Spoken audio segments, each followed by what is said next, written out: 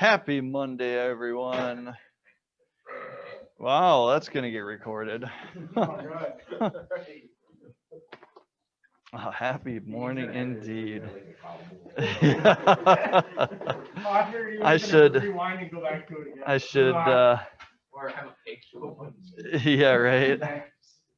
Now you're giving me ideas, which is bad. Anyways, hello. As you guys are getting your Chromebooks open, I'm getting into Google Classroom under classwork and the study guide section. Yeah, we're going to be talking about safety restraint systems today, SRS for short, because we love acronyms. So we'll cover this information today. The good news is we have, including this one, only 4 more study guides left for the school year. Only 4. So this one plus 3 more, we're going to call it good. Also, starting this morning at midnight, or I think it was actually 1 o'clock in the morning. Not that it was really anyone paying attention. We have a new Fort ACE module online certification for you guys to do. That's going to be due in 2 weeks.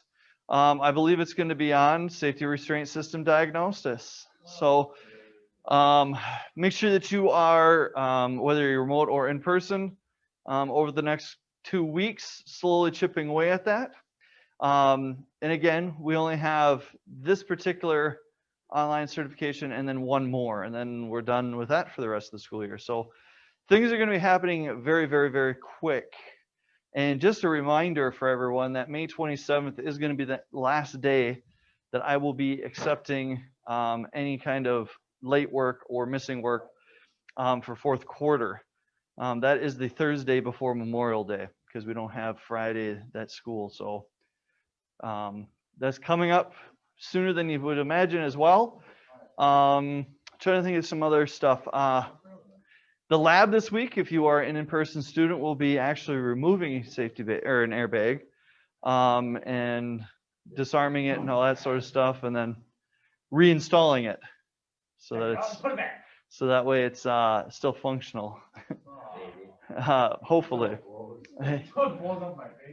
Yeah, hopefully it won't be too crazy. It's a pretty relatively easy process in comparison to some other stuff that we could be doing, but okay, so let's rock and roll because we don't have all day to do our presentation. Well, there's lots of information here. All right, let me go ahead and bring this up. By the way, I didn't mention this, but grades were entered in the gradebook yesterday.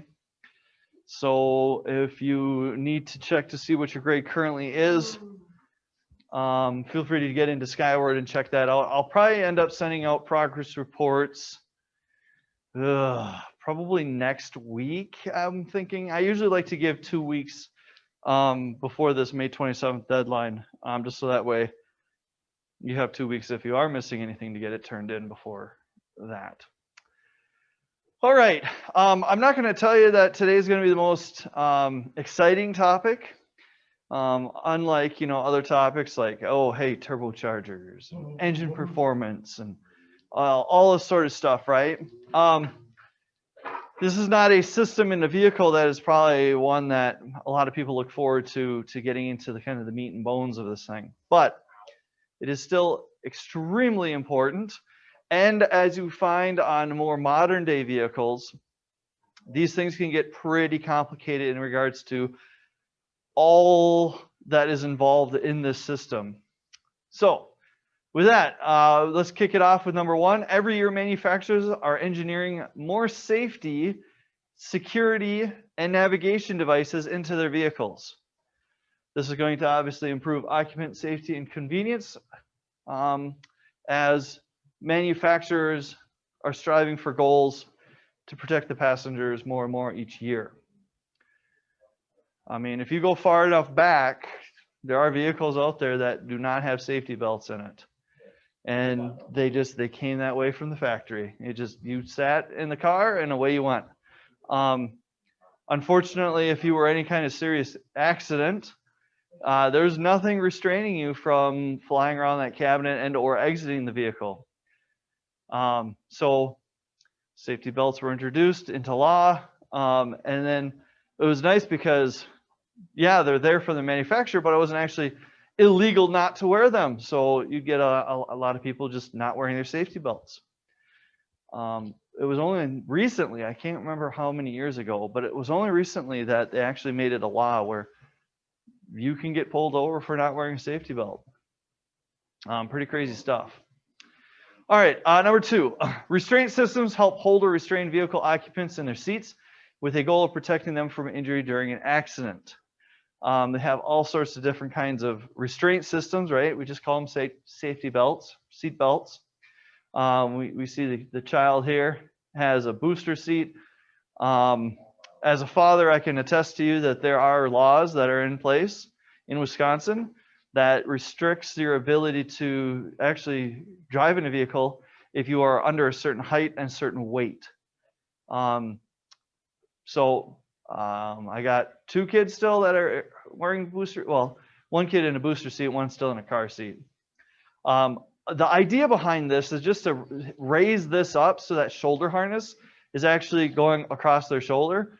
Otherwise, if they're sitting lower enough, this thing could actually, it's going across their neck, which is not ideal in an accident. You can even buy some safety restraints for your furry friends there. I can't say I've ever seen that, but they are out there.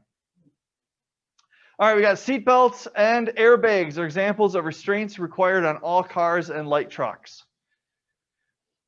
You will not find a vehicle in production today that is not equipped with safety belts or airbags because, again, it is the law. They are required to incorporate those into the vehicle systems.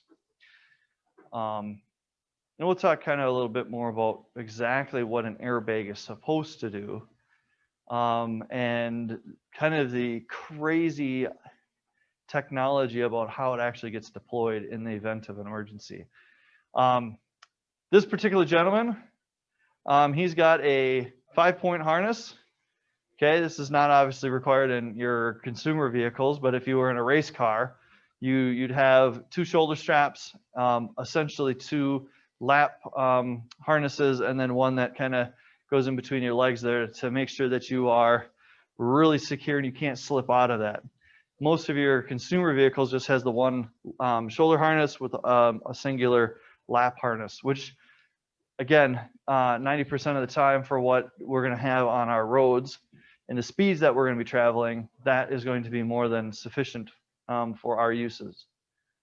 Although, if you want to get really fancy, you can always add a 5-point harness or a 4-point harness in your vehicle and make it seem like you got some hot stuff there.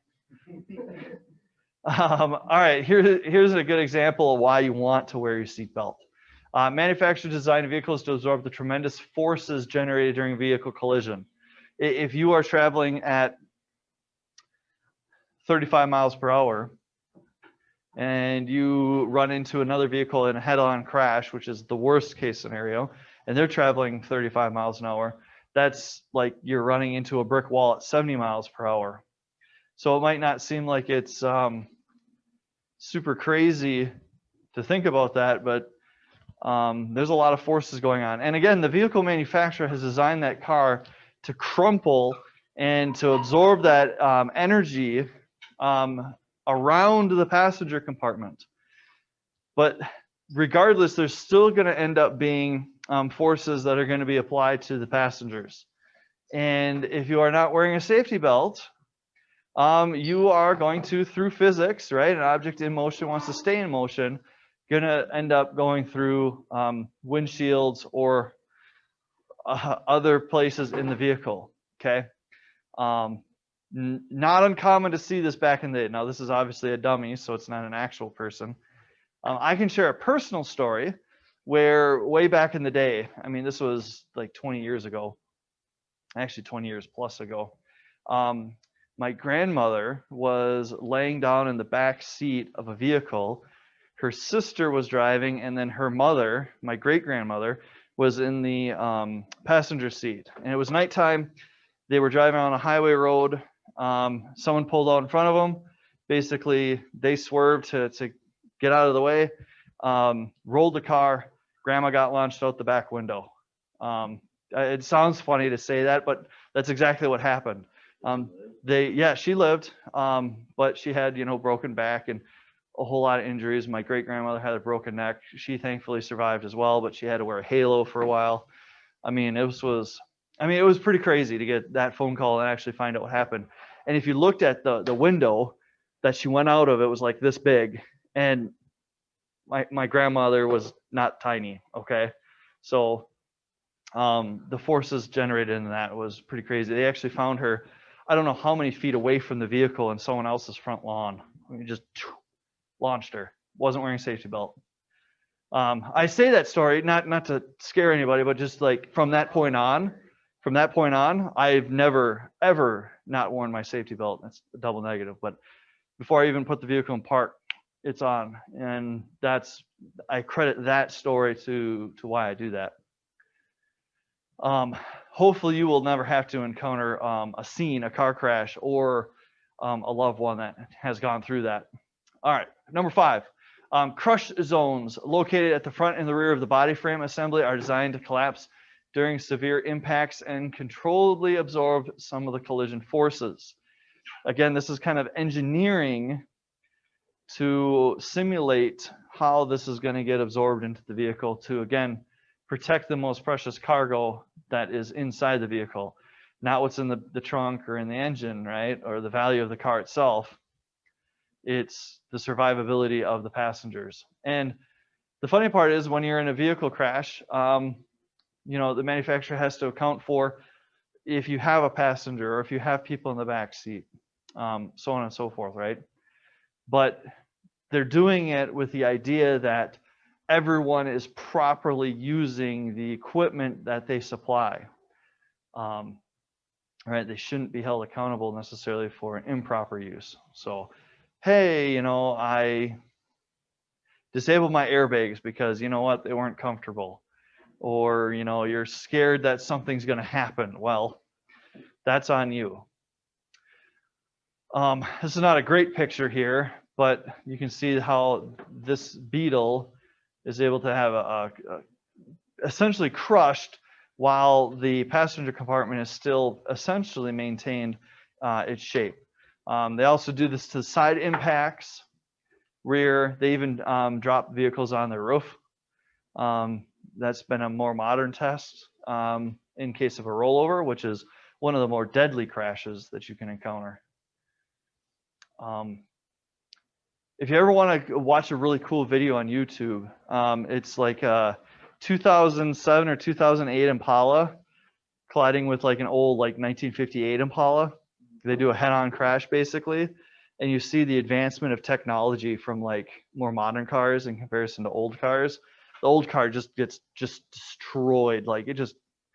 There's no way you're surviving that kind of thing. And people have done that before and have survived. But then you look at a more modern day, or at least equivalent of a modern day vehicle, and it's like you're in the passenger compartment. It still seems like you could drive it away. It's unreal, the technology and the engineering, the simulation that we can go into this thing.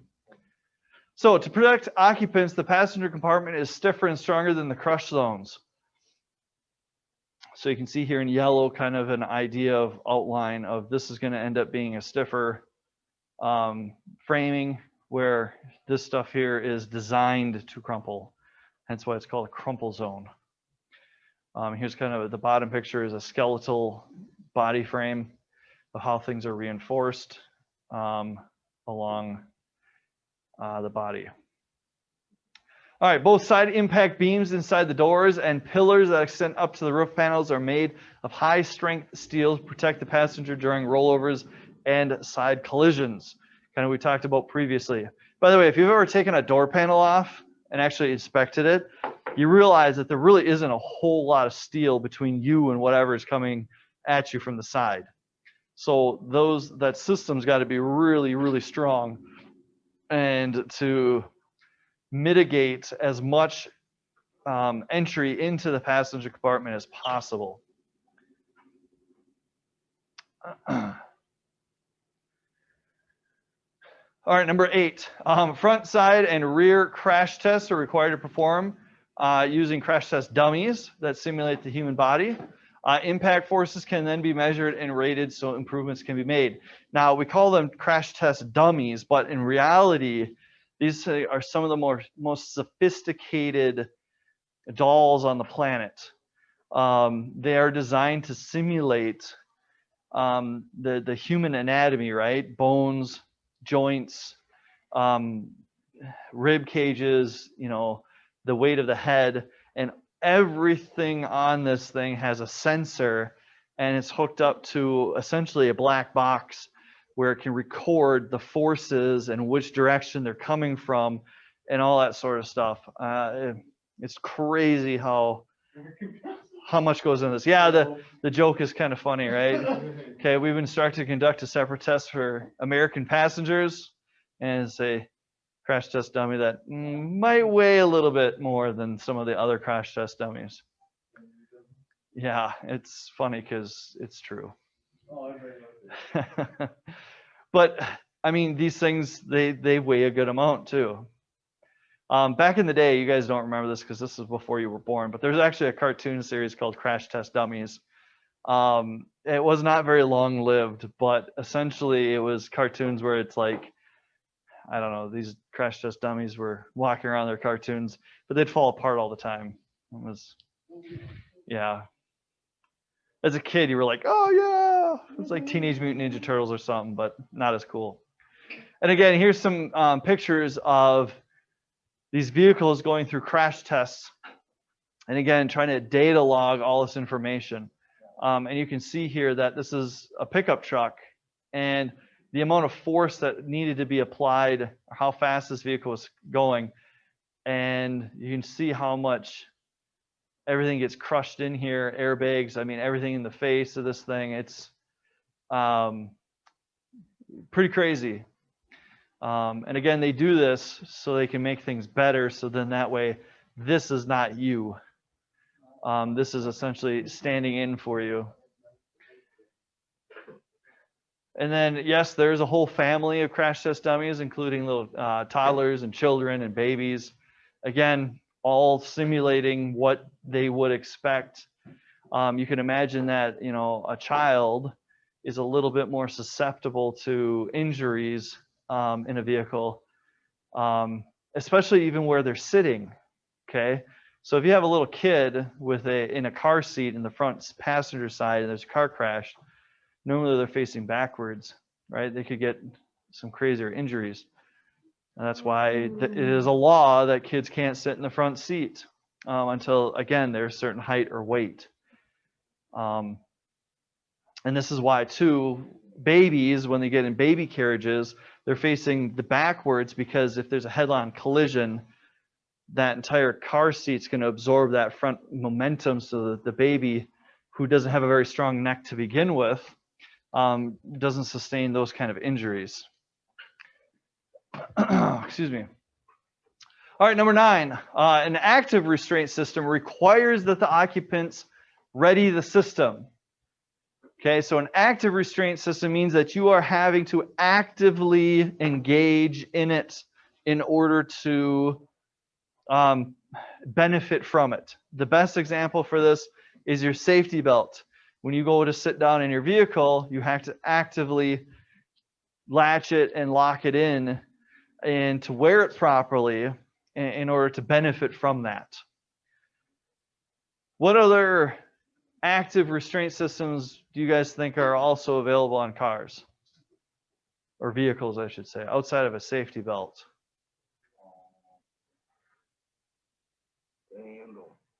The old crap handle? That's always a fun one to talk about. Just to get in and out of the vehicle. Okay, let's move on. Then we have obviously a passive restraint system. So this is passive in regards to you don't have to actually do anything.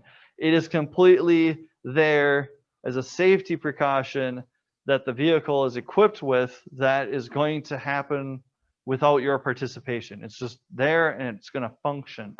Again, the most common passive restraint system that you could think of is going to end up being airbags. Okay, you sit down in the driver's seat. If there's an accident, it's going to go off. There's no button or switches you have to turn on for it to actually work. It's just passively there. Can you guys think of anything other than airbags that are part of a passive restraint system? More airbags. There's a lot of airbags in modern day vehicles. Okay. Number 11, a complete nylon seatbelt system involves the use of both a lap belt and a shoulder belt. So this particular picture is kind of a good example of, right, a person sitting down, you got your lap belt that goes across your lap, and then your shoulder belt that goes across one of your shoulder blades. Now, if you, back in the day, I can remember this specifically, rear seats didn't have shoulder belts. They just had the lap belt, which was quote unquote better than nothing. Because if you've ever actually seen an injury from an accident with a person just wearing a lap belt, you can't really see it too great in person here. I apologize if you're seeing it remotely right now, but there's a pretty gruesome picture where the lap belt actually, if you're in an accident, can actually cut into a person, depending on the severity of the crash. That is why we want to also include a shoulder harness for additional support to help kind of restrain the person from lurching forward in the case of an accident to where that lap belt by itself is cutting into and actually physically harming the person. You know, back in the day, you know, grandpa wouldn't wear a lap belt because they thought they was going to get killed from it more than actually benefiting from it. But it's still probably better than getting flown forward out of the windshield. All right, seat belts are fastened to the car's body structure with heavy anchor bolts. So if you ever have to end up changing out a safety belt, you have to kind of essentially peel up the carpeting, and there's a pretty big meaty bolt that's bolted down, and it's torqued to a specific value that's going to anchor that into the actual body of the vehicle. Okay, so it would take an incredible amount of force in order to actually tear that out of the vehicle. So if that ever happened, you're probably, you know, yeah, you're gonna have a lot bigger problems. 13, a seatbelt reminder system illuminates a dash light and generates an audible tone to remind the occupants to buckle up. An active system needs an occupant reminder to use the system. I'm not even going to ask because everyone has done this before, where you're just like, you know what, I'm only going to drive like 15 feet away. I'm not going to spend the time just to buckle up. I'm only going to go like maybe 5 miles an hour. You turn the vehicle on, and it starts flashing this light, and then bing, bing, bing, right? Its goal is to annoy you to wear your seatbelt. And it's going to do that very easily, or at least it does for me. I hate that beeping noise, or the dinging, whatever you want to call it, when you don't wear your seatbelt or something. But eventually, if you're patient enough, the audible dinging does go away, but the light is going to illuminate still, and it's going to remain that way. But again, it's there as a reminder saying, hey, passenger, I'm your car, and I appreciate you so much because I love it when you take me out for rides and you walk me and you give me gasoline, and I just want to return the love and say, buckle up. All right, we have knee bolsters and knee dividers protect the driver and passenger knee from being injured on the metal of the dash in the event of a collision, and also prevents them from sliding onto the operational area of the airbag. So ideally what we're going to have is these knee bolsters, knee dividers, because essentially what ends up happening is if you have a head-on collision or something, there is a possibility that you actually can slip underneath stuff, and then you're going to still go forward. This knee bolster is there to kind of help, again, your lower extremities from any kind of injury or that slippage. Especially when you have an airbag that's being deployed. We want to make sure that the airbag is doing its job, and it needs to make sure you're in position in order to do that. The seatbelt does help with that, but there are other pieces to the puzzle that also does end up happening. A knee bolster, knee divider is going to end up being part of your passive restraint system, because there's nothing that you need to do. It's just going to be there, and it's going to do its job, whether you want it to or not. Again, there could be actual airbags or systems that deploy. Again, everything's trying to help pin you in place, so that way the forces that want to carry you forward from the weight of your body and momentum, that's where you're going to get hurt. So the more we can restrain you, the better it's going to end up being. 15, an airbag system automatically inflates large nylon bags immediately after the start of a major collision. Most vehicles are equipped with both driver's side and passenger side airbags by law. And we could spend an entire class period just talking about the technology about how they inflate so rapidly. But again, if you ever look at an airbag, it's a nylon bag. Usually it's got some kind of powder coating on it, which if you've ever been in an accident, had one of these deployed, it's going to get all over you, and it's going to kind of burn a little bit. But better than that, than, you know, snapping your neck. Essentially, we'll talk more about this later, but you got sensors in your bumper and other collision points in the vehicle. As soon as that detects a impact, that's going to send an electrical wire to the computer. The computer is going to say, oh crap, we're in the middle of an accident. Okay. And then at that point, it's going to deploy the airbags, essentially firing off a small explosion to fill up the bag, inflate it. And this all happens like in milliseconds. It's crazy how fast it is able to do that. All right, an airbag will inflate to protect the occupant in about 1/20th of a second at about 200 miles per hour. It then deflates so that the passenger can see, can exit, or can be assisted by emergency medical personnel. The timing of when this inflates is critical, because what happens is if it inflates too late, well, what's happening is the person's momentum's already going to be carrying them forward. It inflates, bam, it slams the person backwards and causes even more injury. Same kind of thing, right? If it inflates too early, okay, we can have some issues going on with that as well. So it has to be done precisely at the right moment in order to help protect that person and restrain them properly. If it's not timed out right, man, there can be bad mamma jamma. And this is kind of what we're looking at in terms of milliseconds. Okay, so 1/20th of a second is 0.2 seconds or 200 milliseconds. A front collision must occur within about 30 degrees of the vehicle's center line to deploy the front airbags. So if you were to imagine a line going straight down the vehicle from the front to the back, 30 degrees, you have to be struck in that area in order for that to be deployed.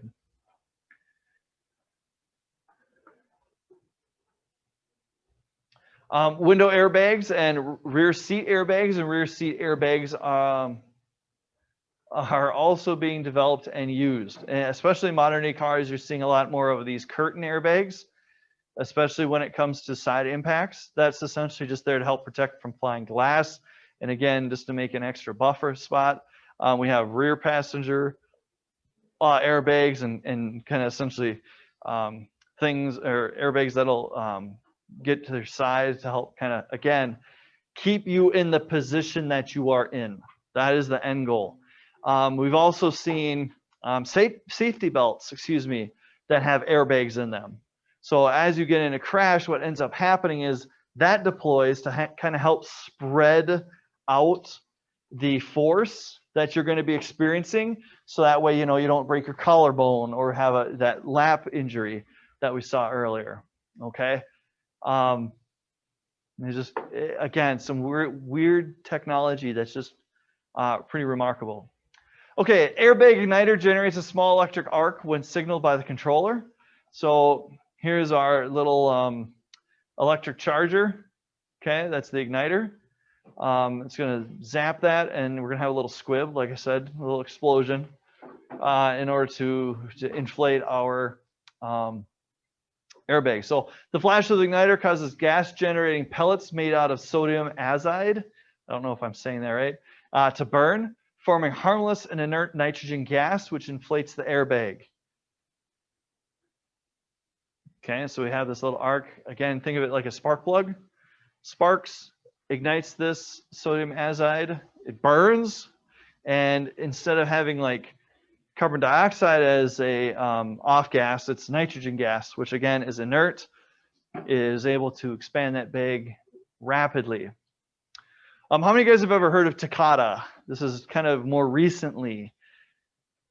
Takata Issue. Okay, so Takata is probably one of the world's largest, actually I think it is the world's largest airbag manufacturer. Most vehicle manufacturers are going to use a Takata airbag. Well, a few years ago, there was issues where there were a lot of Takata airbags that when they were being deployed, instead of just inflating your airbag, it also sent shrapnel towards the driver. And there was a lot of people that got killed, not because of the accident, but because their airbag was deploying and like sharp metal fragments were actually going in and essentially killing the person from the explosion.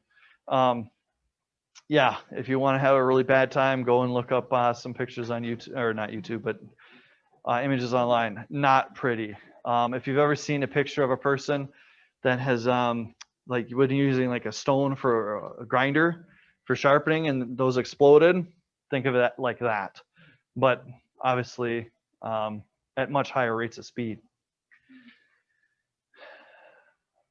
All right, anyways, we're just going to continue on because we only got about 15 minutes here. So 21, hybrid airbags use a small explosive charge and a pressurized gas cartridge to inflate them.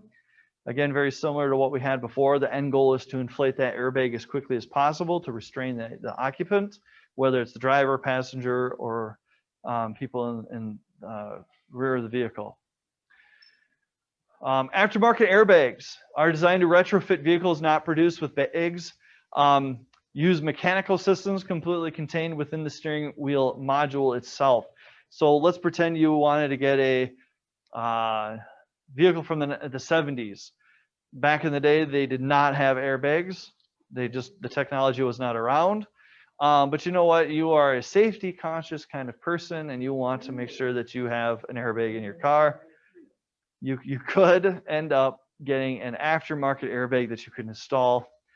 The system's a little different, but it is there. Airbag sensors detect collision by measuring vehicle deceleration. They are inertia sensors that detect rapid change in speed or velocity. Some of these are pretty ingenious, although they're very caveman-esque. A lot of times what you'll actually have is in the sensor a little metal ball that's just kind of being held there in place. And after the vehicle is in a collision, there's a rapid deceleration, which then essentially takes that ball and detaches it from its magnet. And once it slides forward through momentum, that makes the metal contacts, which then sends the signal to the vehicle saying, hey, we're in an issue. Yeah, something's wrong. And you could, in theory, take a big sledgehammer and hit that front of the vehicle hard enough to be able to dislodge one of those metal balls, and that would set off the airbag system. It's kind of one of those things. Impact sensors are mounted in the front of the vehicle to first detect a collision. Again, mostly towards the front bumper, which is again hooked up to your computer system and airbag modules. So that way, there's some kind of intelligence there. A safing sensor or an arming sensor is a backup sensor designed to ensure that the vehicle is actually in a collision. So it's not just simply a primary sensor. There's also a backup saying, okay, this person A or sensor A thinks there's a collision. What does sensor B think? Sensor B has to agree with sensor A. in order for this to all happen. Otherwise, it could give a false negative, and you could be just driving down the road and you hit a hard pothole, and all of a sudden your airbags get deployed, which, by the way, can happen in some cases, which is pretty wild. You just drive and just boom, scare the absolute sensor out of you. Yeah, I'd say so. Seat cushion sensors detect the weight of a person sitting in the passenger seat. This is pretty common, where you would end up, if you don't have a passenger, obviously you don't have a person sitting there. So if there was an accident, the sensor is smart enough to say, hey, I don't need to deploy this airbag because no one's there. Okay, it's not necessary. So we can just focus all our attention on the driver, because there's always got to be a driver. So this is kind of the fun sensor to detect your weight. Now, a couple caveats with this. First, if you ever install aftermarket seats in your vehicle, okay, these don't come with it. You might actually have to go and disassemble your seat to get this sensor out, to put it in your new aftermarket seat, which is possible. Or you're just running the risk of having a passenger in your car that will never have the passenger airbag deploy. Second of all, you could also end up, like when you're moving things or you throw stuff on your passenger seat, it could add enough weight to where it thinks there's a person there, even though it's just stuff. Right? Maybe it is. And again, this is going to be in here. It's not just simply lifting a few things. You have to essentially disassemble your seat. And again, this is, I don't know if we're going to necessarily talk too much about car seats, but again, they're facing backwards. They should never be in the front passenger seat, always in the rear. Yeah. Magnet and ball sensors, coil spring sensors, and accelerometer sensors are all types that may be used to sense changes in motion leading up to and signaling a collision. If you go fast enough and brake hard enough, it should not. Yeah. It is always the sudden stop that kills you. Well, you need to get up fast enough. I don't think brakes in the vehicle are strong enough to deploy these sensors. Remember, even if you're going 35 miles an hour and there's a head-on collision, that's like slamming into a brick wall at 70. That's deceleration that it's looking for, not necessarily, oh crap, there's a police up here and I need to slow down, otherwise I'm getting a ticket. Which would be hilarious, right? You just jam on the brakes, the airbags go off, the police pull you over. Anyways, sir, you all right? Your airbags just, yeah, I just had to slow down because I saw you. Here's your ticket. Yeah. The airbag controller or control module is the microprocessor that uses inputs from sensors to determine if their airbag deployment is needed. Again, at least one impact and one safing sensor must signal a need before an airbag will be deployed. That's, again, to prevent false positives. The controller module also has self-diagnostic capabilities, which can generate trouble codes and illuminate the warning lamp if a problem is detected in the system. Right? You get your little check engine light, or there might be an actual airbag symbol. You have to get out your scanner, plug it in. It'll give you a DTC code. And then you can punch it in and it says, oh, hey, by the way, your sensors had too much moisture in it. They shorted out, replace the sensors. Yeah, clear code, and then go die like men. All right, 30. A smart restraint system uses additional inputs to affect the operation of the airbags and better protect the vehicle's occupants from injury in the event of a collision.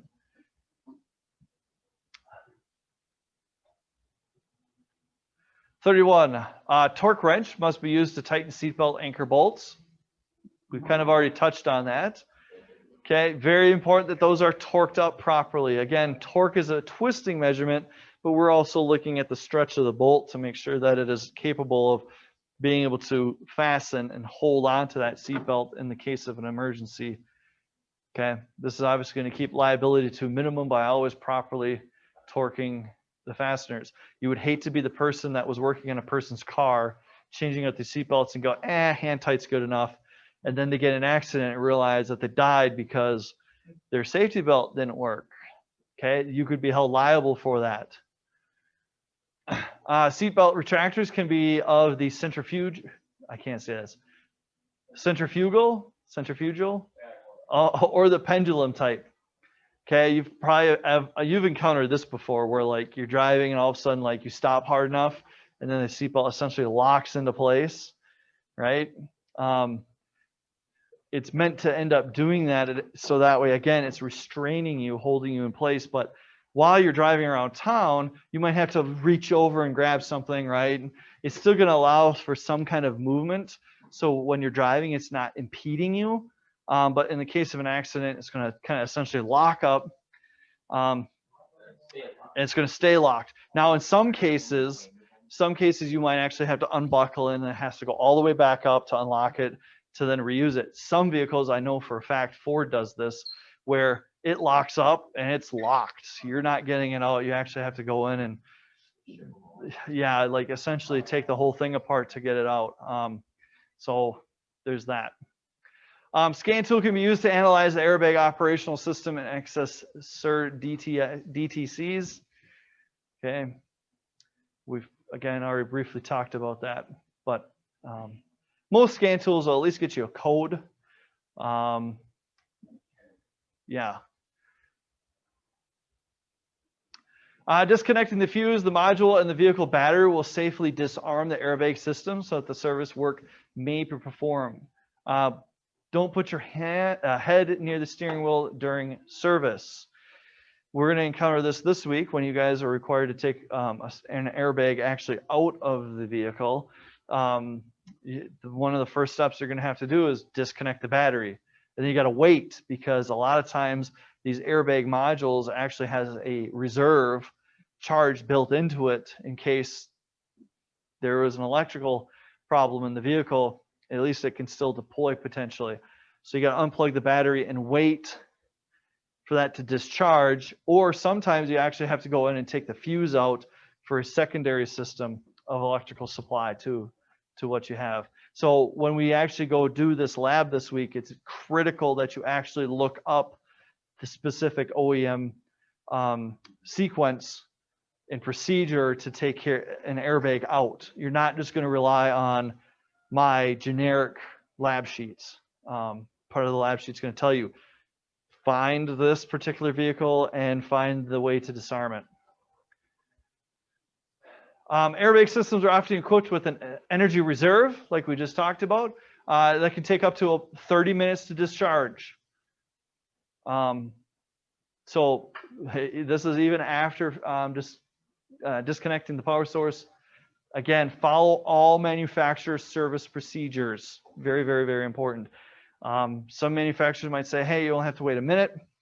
Some might have to wait 30 minutes.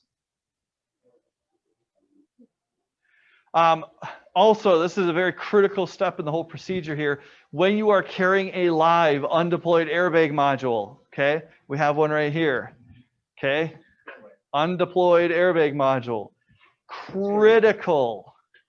Critical that when you are doing this, that you are carrying it away from your body. So you have to think, if this thing just shot off for some reason, it's deploying outward away from me. So then that way, if it's not, if you're holding onto it, this thing can go in at you. It can cause some serious injuries, folks. I cringe every time I'm like driving down the highway and I see one of these older, shorter people. They got the steering wheel like literally like right on top of them as they're driving. I'm like, man, if they get in a car accident, they are done, because that airbag's coming out, and it's coming out. And if you're in the way of that thing, man, you're gonna have lots of broken bones. So carry it away from your body. When you set it on the table, because that's part of the lab, you have to set it so that way if it deploys, it's deploying upward. Because if you had it upside down and it deploys, it's going to, I mean, there's some jokes I could say about certain space programs, but that's a better space program than a lot of countries in the world. Okay. So again, we have to be very mindful of that. It's not willy-nilly. Again, if you want a good video, go on to YouTube. I wish we had time to show it to you, but there's people that take undeployed airbags and they're launching like footballs.